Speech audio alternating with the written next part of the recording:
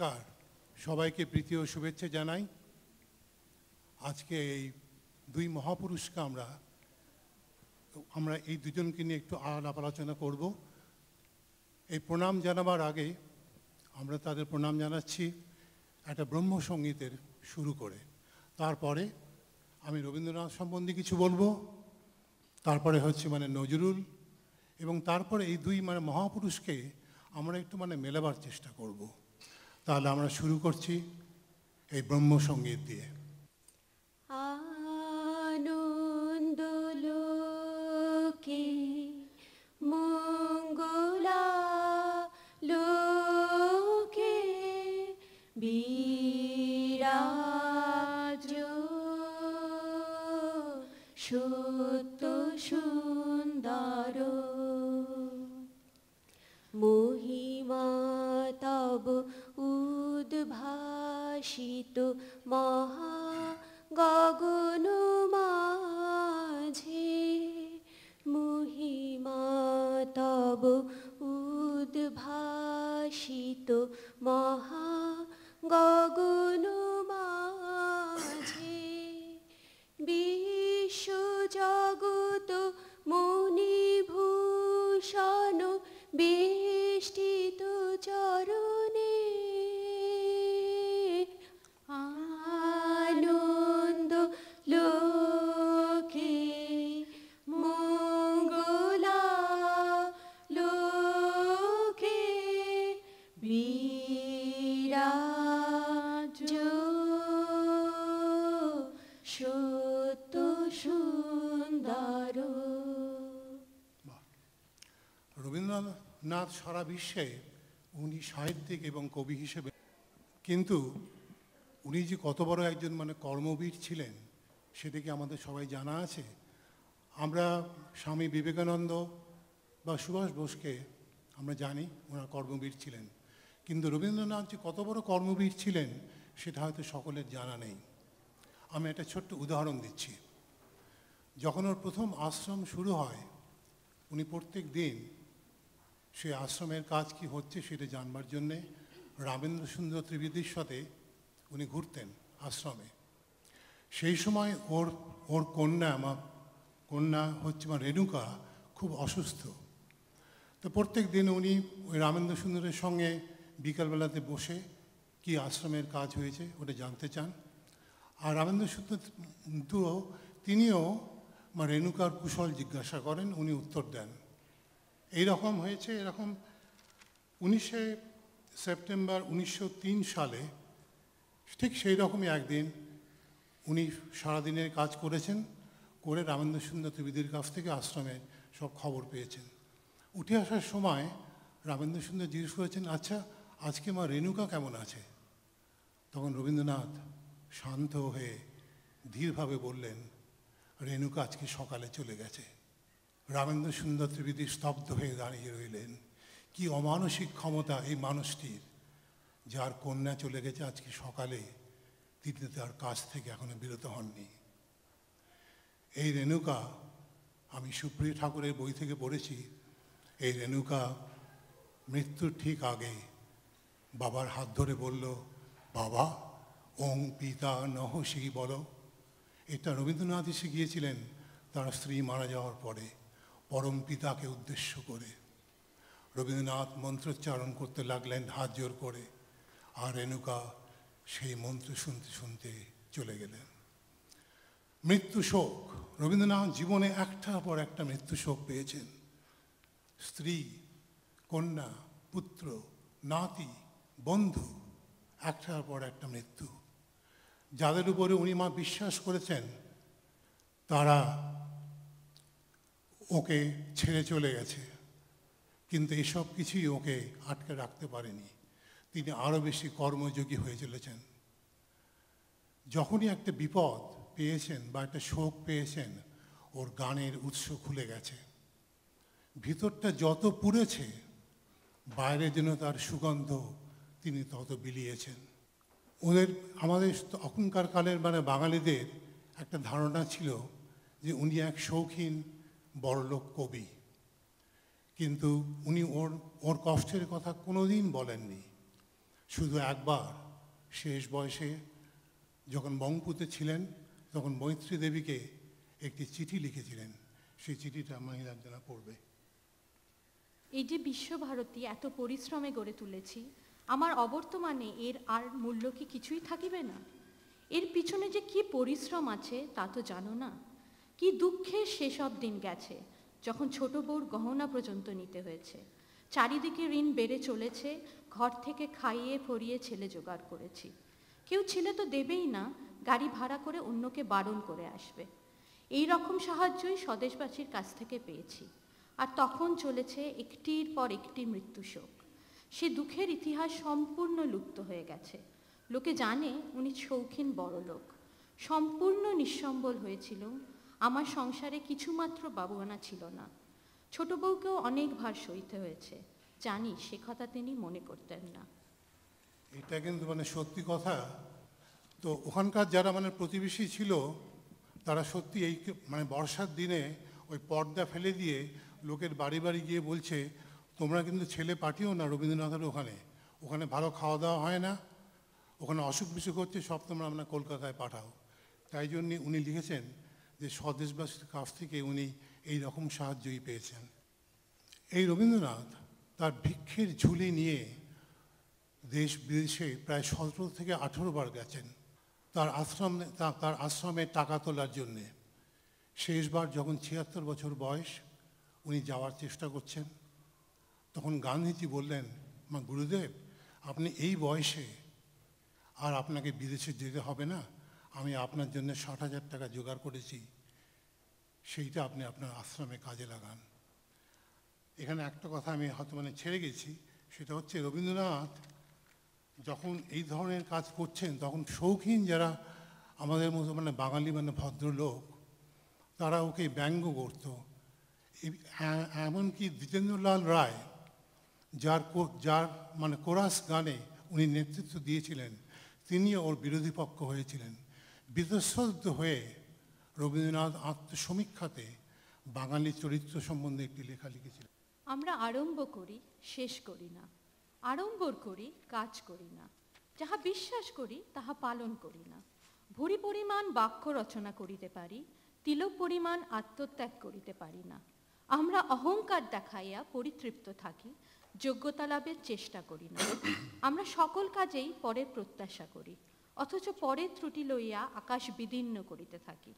পরের অনুকরণেই আমাদের গর্ব, পরের অনুগ্রহে আমাদের সম্মান, পরের চক্ষে ধূলি নিক্ষেপ করিয়াই আমাদের পলিটিক্স, এবং নিজের বাকচাতুর্যে নিজের প্রতি ভক্তি বিহ্বল হইয়া উঠিয়াই আমাদের জীবনের প্রধান উদ্দেশ্য। এই পশ্চিমী সভ্যতার সাথে আমাদের সভ্যতার কি পার্থক্য, এইটা রবীন্দ্রনাথ খুব পরিষ্কার করে আমাদের বলে গেছেন।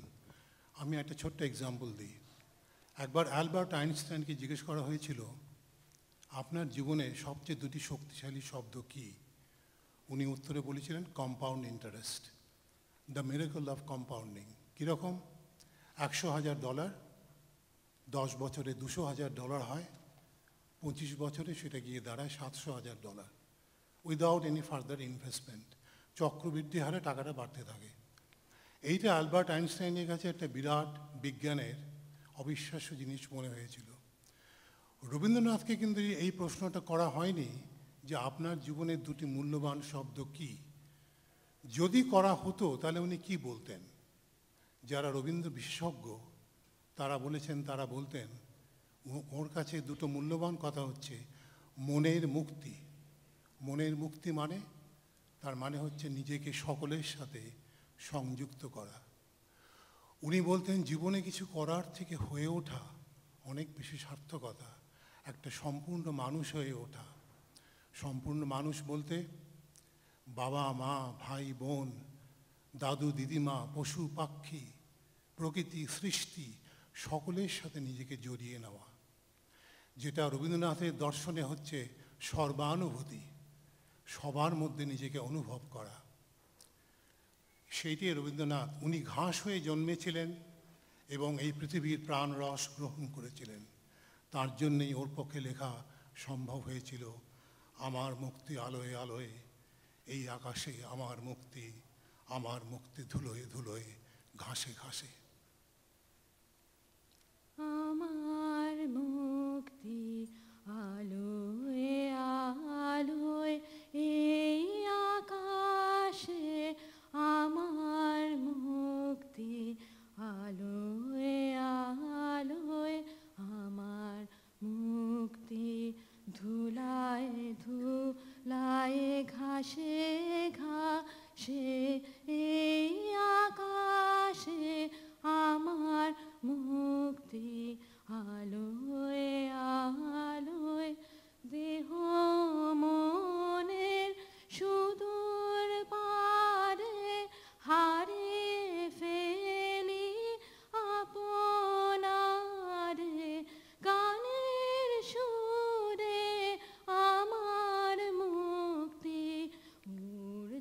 ভাসে এই আকাশে আমার মুক্তি আলোয় আলোয়। কে প্রথম বাঙালি মেয়েদের স্বাধীনতার আলো দেখিয়েছিলেন? এই রবীন্দ্রনাথ। কি করে? উনি নটির পুজো নাটকটি করে। তাতে এই প্রথম ভদ্রবংশীয় মহিলা গৌরী সে নাচকে একটা শিল্পকলায় পরিণত করলো। তার আগে ভদ্রঘরের মেয়েদের গান বাজনা, বিশেষ করে নাচকে ছোট হিসেবে দেখা হতো। উনি প্রথম সেই প্রাচীরটা চূর্ণ বিচূর্ণ করলেন। যে রবীন্দ্রনাথ নিজে এত বড় একজন মহামানব, মানে ঋষিতুল্য মানুষ, সপ্ত ঋষির এক ঋষি, তার কাছে কে মহামানব ছিল? উনি কাকে তার নিজের জীবনের মহামানব বলে, ধ্রুবতারা বলে গ্রহণ করেছিলেন? বুদ্ধ জয়ন্তীতে রবীন্দ্রনাথ ঘোষণা করলেন গৌতম বুদ্ধ তার জীবনের মহামানব। কেন? গৌতম বুদ্ধর সেই বাণী, আপনারে দীপ করে জ্বালো, নিজেকে নিশ্চিহ্ন করে দাও পরের কল্যাণে। রবীন্দ্রনাথ সারাটা জীবন প্রতিকূলতার মধ্যেও এই ব্রত পালন করে গেছেন।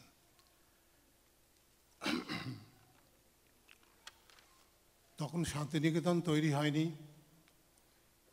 খোয়াই নদী, পুরো মাঠ, ধুধু করছে মাঠ, দুটো একটা বাড়ি বা দুটো একটা তাল গাছ। সেই খোয়াই নদীর ধারে বীরভূমের সেই প্রচণ্ড গরম, কবি কবিতা লিখে চলেছেন। তার পাশের লোকেরা, স্থানীয় লোকেরা তাকে ব্যঙ্গ, শৌখিন, বড়লোক, পাগল কবি বলে ব্যঙ্গ বিদ্রুপ করছে দিনের পর দিন। মাঝে মাঝে তাকে একটু বিব্রত করত। তখন তিনি তার এক বন্ধুকে বলেন, দেখো আমি বড় বিব্রত বোধ করছি। সেই বন্ধুটি বলেন যে তুমি তোমার সৃষ্টির কাজ চালিয়ে যাও, ওই মূর্খদের কথায় কর্ণপাত করো না। এবং এই বন্ধুটি তাকে চিরকাল উৎসাহিত করে গেছেন। কে সেই বন্ধুটি? তিনিও এক জগৎ বিখ্যাত পুরুষ, স্যার জগদীশচন্দ্র বোস। তাই যখন নোবেল প্রাইজ পেলেন, জগদীশচন্দ্র বোস এই লেখাটা ওকে লিখে পাঠিয়েছিলেন। বন্ধু, পৃথিবীতে তোমাকে এতদিন জয়মাল্য ভূষিত না দেখিয়া বেদনা অনুভব করিয়াছি। আজ সেই দুঃখ দূর হইল। দেবতার এই করুণার জন্য কি করিয়া আমার কৃতজ্ঞতা জানাইব। চিরকাল শক্তিশালী হও, চিরকাল জয়যুক্ত হও, ধর্ম তোমার সহায় হোক। তোমার জগদীশ। ঠিক নোবেল প্রাইজ পাওয়ার দিন কি হয়েছিল এটা হয়তো অনেকের জানা নেই। আমি এটা ওই বিপুল গঙ্গোপাধ্যায়ের বই থেকে জানলাম। যেদিন ওর অ্যাসিস্ট্যান্ট নেপাল রায় এসে ওর হাতে ওই টেলিগ্রামটা দেন, উনি সেই টেলিগ্রামটা খুলে দেখে যে কথাটা বলেছিলেন সেটা পড়ছি আমি। উনি বললেন, যাক, এতদিনে শান্তিনিকেতনের জল নিষ্কাশন ও স্বাস্থ্য রক্ষার ব্যবস্থার কিছু একটা উপকার হলো। এই বলে টেলিগ্রামটা বন্ধ করে ওর হাতে দিয়ে দিলেন। দেখুন, টেলিগ্রাম পাওয়ার পরে সে উচ্ছ্বাস, কি অনাসক্ত ভাব। তার লক্ষ্য ছিল আশ্রমটা তৈরি করার, নিজেকে গৌরবান্বিত না করার। এই দৃষ্টান্ত বোধহয় পৃথিবীতে আর নেই। উনি একটা কথা আমাদের দেশ সম্বন্ধে বলতেন যে এই নেতির দেশে সব সময় সব কিছুতেই না এবং বাধা দেওয়ার চেষ্টা, এইটা হচ্ছে আমাদের একটা অভিশাপ। উনি এইটাকে সব সময় অতিক্রম করে গেছেন। রবীন্দ্রনাথ পৃথিবীকে কিন্তু প্রচণ্ড ভালোবেসেছিলেন, কিন্তু অনাসক্তভাবে। এবং এই সম্পূর্ণ নিরহংকার এই মানুষটি পৃথিবীকে ভালোবেসে তার পৃথিবী কবিতায় তার সমস্ত কিছু পৃথিবীর পাদপদ্মে উৎসর্গ করে গেছেন। পরিবর্তে কি চেয়েছেন? একটি মাটির ফোঁটার তিলক। আমি কবিগুরুর সেই পৃথিবী কবিতা থেকে ছোট্ট একটি অংশ পড়ছি, যাতে উনি এই পৃথিবীকে বলছেন জীবপালিনী। জীবপালিনী, আমাদের পুষেছ তোমার খণ্ডকালের ছোট ছোট পিঞ্জরে, তারই মধ্যে সব খেলার সীমা, সব কীর্তির অবসান। আজ আমি কোনো মোহ নিয়ে আসিনি তোমার সম্মুখে। এতদিন যে দিন রাত্রির মালা গেঁথেছি বসে বসে, তার জন্য অমরতার দাবি করব না তোমার দ্বারে। তোমার অযুত নিযুত বৎসর সূর্য প্রদক্ষিণের পথে যে বিপুল নিমেষগুলি নিমিলিত হতে থাকে, তারই এক ক্ষুদ্র অংশে কোনো একটি আসনের সত্য মূল্য যদি দিয়ে থাকি, জীবনের কোনো একটি ফলবান খণ্ডকে যদি জয় করে থাকি পরম দুঃখে, তবে দিও তোমার মাটির ফোঁটার একটি তিলক আমার কপালে। সে চিহ্ন যাবে মিলিয়ে যে রাত্রে সকল চিহ্ন পরম অচিনের মধ্যে যায় মিশে। হে উদাসীন পৃথিবী, আমাকে সম্পূর্ণ ভুলবার আগে তোমার নির্মম পদপ্রান্তে আজ দেখে যাই আমার প্রণতি। দেখুন, রবীন্দ্রনাথ আমাদের জীবনে, এই মোহবদ্ধ জীবনে আমরা যারা আমার মায়াতে আবদ্ধ হয়ে আছি, আমাদের প্রিয়জনকে নিয়ে, বিষয় আশয় নিয়ে, হঠাৎ যখন একটা ছন্দপতন ঘটে, কোনো একটা দুর্ঘটনা ঘটলো বা আমাদের কোনো প্রিয়জন তার মৃত্যু হলো, তখন আমরা দিশেহারা হয়ে পড়ি। আমরা আমাদের সেই ভাব আর বিনিময় করতে পারি না। যারা শিল্পী, তাদের কতগুলো নিজস্ব অনুভূতি থাকে যেটা তারা অন্য কারো সাথে বিনিময় করতে পারে না। যখন এইরকম একটা অবস্থা হয়, তখন আমাদের মধ্যে একটা ভয় এবং একাকিত্ব এসে গ্রাস করে। ঠিক সেই সময় রবীন্দ্রনাথ যেন আমাদের পাশে এসে দাঁড়ান, কাঁধে হাত দিয়ে বলেন, মা ভয় কি, আমি তো আছি, তোমার সকল অনুভূতির চিরসাথী, চিরবন্ধু। হে বন্ধু, হে প্রিয়, মাঝে মাঝে প্রাণে তোমার পরশখানি দিও, শুধু তোমার বাণী নয় গো হে বন্ধু, হে প্রিয়।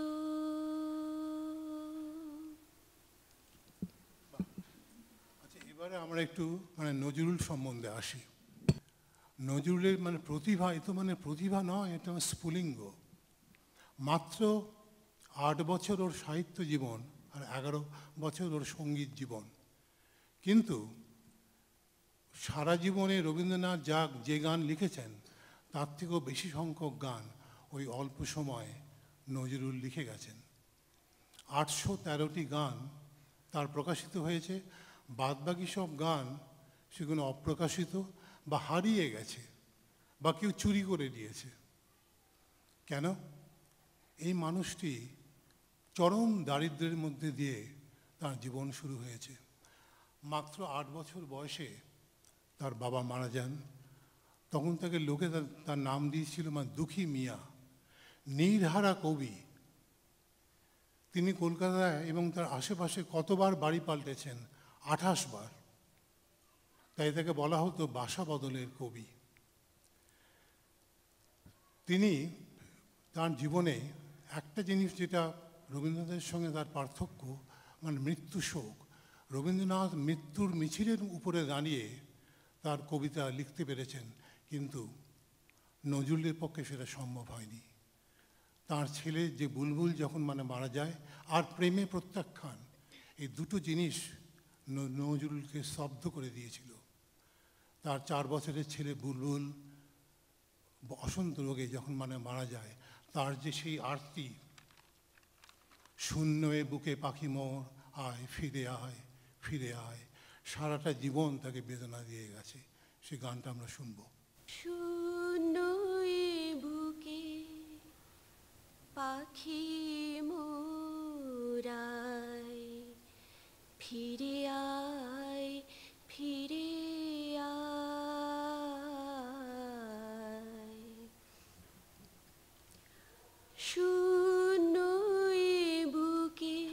পাখি মোরাই ফিরে আয় ফিরে আয় তোরে না হেরিয়া সকালের ফুল অকালে ঝরিয়া যায় শূন্য এ বুকে পাখি মোরাই ফিরে আয় ফিরে আয়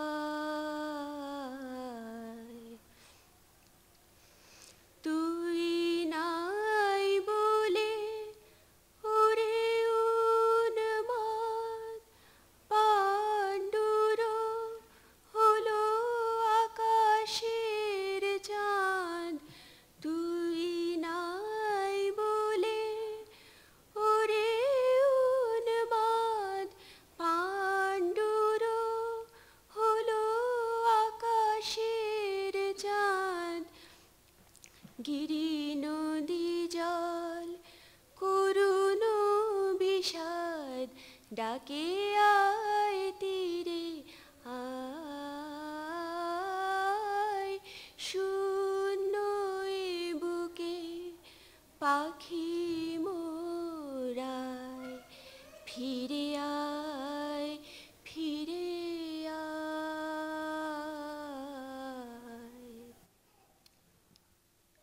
আজ কাকে নজরুল তার নিজের জীবনের গানের ইষ্ট দেবতা বলে গ্রহণ করেছিলেন? রবীন্দ্রনাথকে। রবীন্দ্রনাথও ভাতৃসভ স্নেহে নজরুলকে বুকে টেনে নিয়েছিলেন। মাত্র 20 বছর বয়সে প্রথম নজরুলের সঙ্গে রবীন্দ্রনাথের জোড়াসাঁকোয় দেখা, তারপরে বোলপুরে ওর সঙ্গে দেখা। সেটা একটা সুন্দর ঘটনা। ট্রেনে করে তখন ওখানকার ভাষাবিদ মোহাম্মদ শহীদুল্লাহ নজরুলকে ট্রেনে করে বোলপুরে নিয়ে যাচ্ছেন রবীন্দ্রনাথের সঙ্গে দেখা করার জন্যে। ট্রেনে যাওয়ার পথে পুরো গীতাঞ্জলির যতগুলি গান নজরুল গেয়ে শুনিয়েছেন মোহাম্মদ শহীদুল্লাহকে। তো মোহাম্মদ শহীদুল্লাহ সেইটা গিয়ে রবীন্দ্রনাথকে বলেছেন। রবীন্দ্রনাথ শুনে অবাক। উনি বললেন, আমারই তো সব কটা গান মনে থাকে না। ওর প্রচণ্ড স্মৃতিশক্তি ছিল এই মানুষটির। যে কোনো বাদ্যযন্ত্র একবার দেখলেই বাজাতে পারতেন, সুর দিতে পারতেন, গান গাইতে পারতেন। তা রবীন্দ্রনাথ ওই সময় বসন্ত গীতিনাট্যটি লিখছিলেন। উনি বললেন, নজরুল জাতির জীবনে বসন্ত এনেছে, সেই জন্যে সেই গীতিনাট্যটি ওর নামেতেই উনি উৎসর্গ করলেন। আর সেই সময় নজরুল ধূমকেতু বলে একটি পত্রিকা প্রকাশিত করছিলেন। তার প্রত্যেকটি প্রকাশিত থেকে প্রথমে মুখবন্ধে রবীন্দ্রনাথ একটি আশীর্বাণী পাঠিয়েছিলেন। সেই লেখাটাও পড়ছে। আয় চলে আয় রে ধূমকেতু, আধারে বাদ অগ্নি সেতু, দুর্দিনের এই দুর্গ শিরে উড়িয়ে দেরে বিজন কেতন, অলক্ষণের তিলক রেখা রাতের ভাতে হোক না লেখা, জাগিয়ে দেরে চমক মেরে আছে যারা অর্ধচেতন। ওকে 1929 সালে ওকে একটা সম্বর্ধনা দেওয়া হয় নজরুলকে। সেই সম্বর্ধনায় সুভাষচন্দ্র বসু ছিলেন। কি বলেছিলেন সুভাষচন্দ্র বসু? উনি বলেছিলেন যে, আমি সমস্ত প্রদেশে জাতীয় সঙ্গীত শুনেছি, কিন্তু নজরুলের দুর্গম গিরিকান্তার মরু দুস্তর পারাবার এর মতো জাতীয় সঙ্গীত আমি শুনিনি। নারী প্রেম, এটা একটা নজরুলের জীবনে একটা বিশেষ দিক। উনি নার্গিস বলে একটি মেয়েকে বিয়ে করতে চেয়েছিলেন, নিজেই নার্গিস নাম দিয়েছিলেন। কিন্তু উনি ওর রূপে এবং গুণে খুব মুগ্ধ হয়েছিলেন। কিন্তু বিয়ের রাত্রিরে ওকে একটা কন্ডিশন সই করতে বলা হয়েছিল যে উনি দৌলতপুর থেকে ছেড়ে যেতে পারবেন না। উনি সেটা মানতে রাজি হননি, ফলে বিয়েটা ভেঙে যায়। উনি বাসর ঘরে ফুল ছিঁড়ে সেই রাত্রের এই দৌলতপুর থেকে পায়ে হেঁটে কুমিল্লা চলে আসেন। তার বহু বছর পরে কিন্তু এই যে একটা প্রেমে প্রত্যাখ্যান, এটা উনি কোনোদিন আর ভুলতে পারেননি। তার বহুদিন পরে যখন উনি সবে একটু স্বাচ্ছন্দ্য বোধ করছেন, পয়সার মুখ দেখছেন, অল ইন্ডিয়া রেডিওতে মিউজিক্যাল ডিরেক্টর, সেই সময় যে কোনো কারণেই হোক নার্গিস তার আত্মগ্লানিতে বিদীর্ণ হয়েই হোক বা যে কোনো কারণেই ওর সঙ্গে দেখা করতে এসেছিলেন। তখন উনি স্টুডিওতে একটা রেকর্ড করছিলেন, উনি দেখা করেননি। দেখা না করে একটা গান লিখে সে গানটা নার্গিসকে পাঠিয়ে দিয়েছিলেন। গানটা ছিল, যারে হাত দিয়ে মালা দিতে পারো নাই, কেন মনে রাখো তারে, ভুলে যাও মোরে, ভুলে যাও একেবারে। মালা দিতে পারো নাই, কেন মনে রাখো তারে, যারে হাত দিয়ে মালা দিতে পারো নাই, কেন মনে রাখো তারে, ভুলে যাও মোরে, ভুলে যাও একেবারে, যারে হাত দিয়ে মালা দিতে পারো নাই, কেন মনে রাখো তারে। আচ্ছা, এ তো গেল একটা ওর বিষাদের ব্যাপার, কিন্তু একটা অমর প্রেমের কাহিনীও কিন্তু আছে। এই নজরুল তারপরে 1924 সালে হিন্দু মহিলা প্রমীলাকে বিয়ে করেন। উনি নাম দেন প্রমীলা, ওর নাম ছিল দলু, উনি নাম দেন প্রমীলা। তিনি 4টি সন্তানের জননী হন এবং ওদের দাম্পত্য জীবন প্রথম দিকে খুবই ভালো ছিল, কিন্তু 1939 সালে হঠাৎ এই প্রমীলা দেবী পক্ষাঘাতে ওর লোয়ার পোর্শনটা অকেজো হয়ে যায়। উনি আর বিছনা থেকে উঠতে পারতেন না। সেই সময় কবি কিন্তু ঠিক ছিলেন, তখন 1939 সালে ওর তখন সুস্থতা আছে। উনি প্রচণ্ড চেষ্টা করলেন প্রমীলাকে সুস্থ করে তোলার জন্যে সব রকম, কিন্তু কোনো কাজে আসলো না। তারপরে 1942 সালে কবি হয়ে গেলেন অসুস্থ, নিজে কিছুই করতে পারতেন না। তারপরে বহুদিন, সেই সময় প্রমীলা দেবী বিছানায় শোয়া অবস্থাতেও কি করে স্বামীর সেবা করেছেন, আমি একটা আপনাদের ছোট্ট ভিডিও ক্লিপ দেখাবো, আপনারা দেখবেন এই দৃষ্টান্ত বিরল। 1943 ধীরে ধীরে এক দুরারোগ্য ব্যাধিতে আক্রান্ত হলেন কবি। স্মৃতিশক্তি হারালেন বাক শক্তি, গানের পাখির গান গেল থেমে। হে কবি, হে চিরবিদ্রোহী বীর, কোন অভিমানে, কোন অব্যক্ত কষ্ট চাপা বুকে নিয়ে তোমার চিরচঞ্চল বাক রুদ্ধ হয়ে গেল। বিনার তারের মতো কবির নাদগুলো আর কখনো কি সুরে বাধা পড়বে না এক জনমে? অসুস্থ কবিপত্নী প্রমীলা বিছানায় থেকেও প্রিয় মানুষটির সেবা সুখ থেকে নিজেকে বঞ্চিত করতে চাইলেন না। এমন প্রেম সত্যিই বিরল। 1941 সালে রবীন্দ্রনাথ তার প্রয়াণ হয়। উনি অত্যন্ত মর্মাহত হয়েছিলেন, এই কাজী নজরুল। তার কয়েক মাস পরেই ওর অসুস্থতা দেখা দেয়। 1941 যখন রবীন্দ্রনাথ মারা যান, তখন উনি রবিহারা বলে একটি কবিতা লেখেন এবং একটি গানও লেখেন, লহ প্রণাম। সে গানটা নিজেও গেয়েছিলেন। রবি পড়িয়াছে ঢোলে অস্তপথের কোলে, শ্রাবণীর মেঘ ছুটে এলো দলে দলে, উদাস গগন তলে। বিশ্বের রবি ভারতের কবি, শ্যাম বাংলার হৃদয়ের ছবি, তুমি চলে যাবে বলে।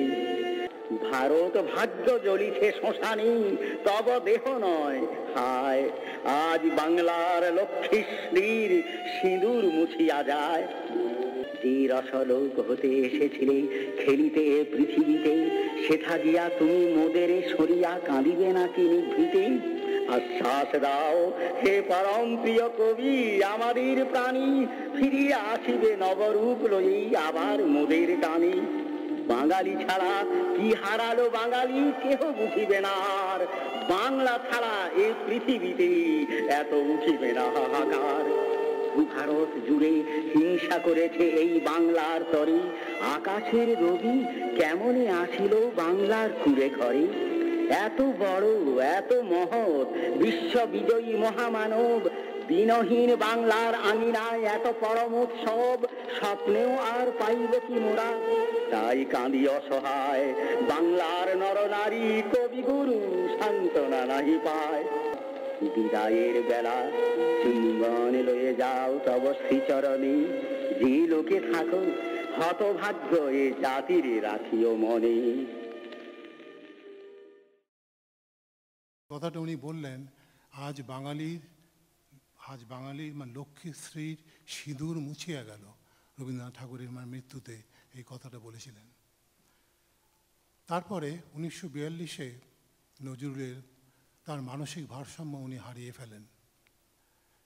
একবার দার্জিলিংয়ে বহু বছর আগে যখন উনি দেখা করতে যান রবীন্দ্রনাথের সাথে, তখন রবীন্দ্রনাথ ওকে একবার বলেছিলেন উদ্দাম, উনি ওকে উদ্দাম বলে ডাকতেন।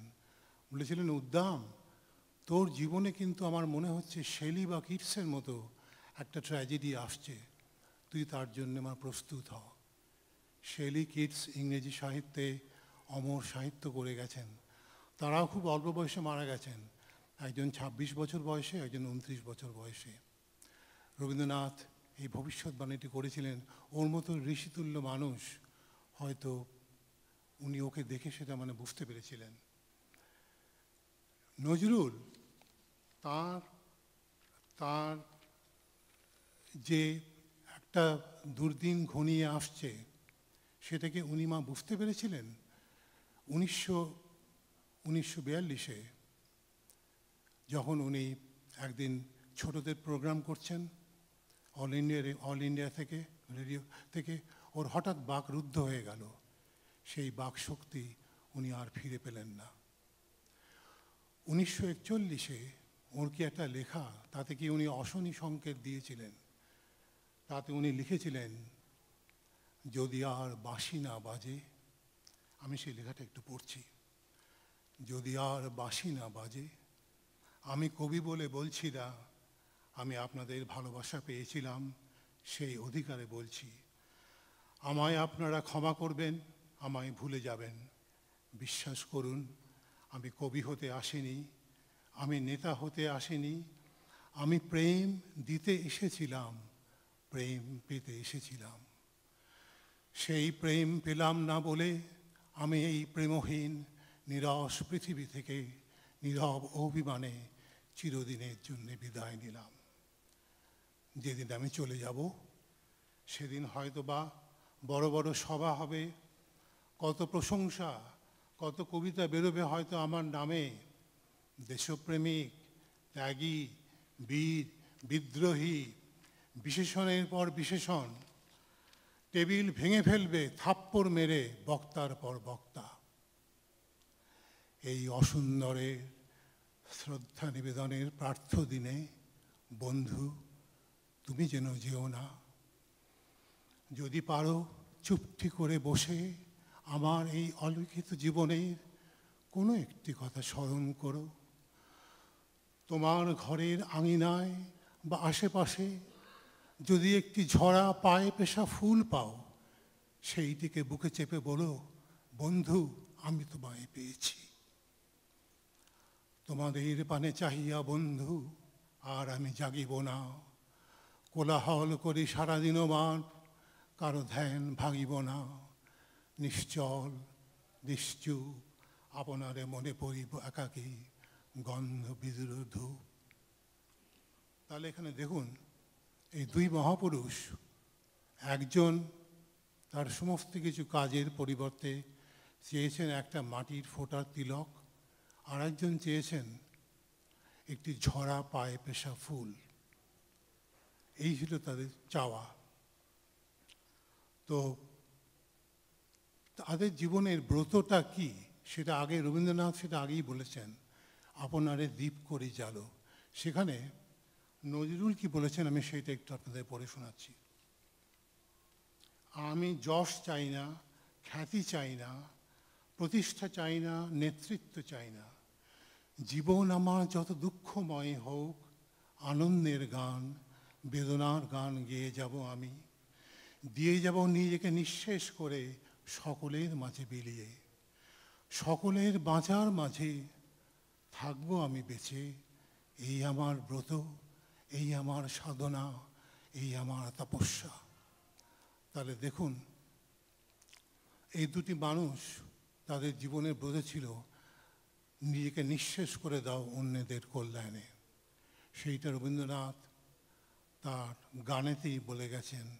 এই গানটি আমাদের আজকের অনুষ্ঠানের শেষ নিবেদন। আমার যে সব দিতে হবে সে তো আমি জানি। আর যে সব দিতে হবে সে তো আমি জানি। আমার যত বৃত্ত প্রভু, আমার যত বাণী, সব দিতে হবে, সব দিতে হবে।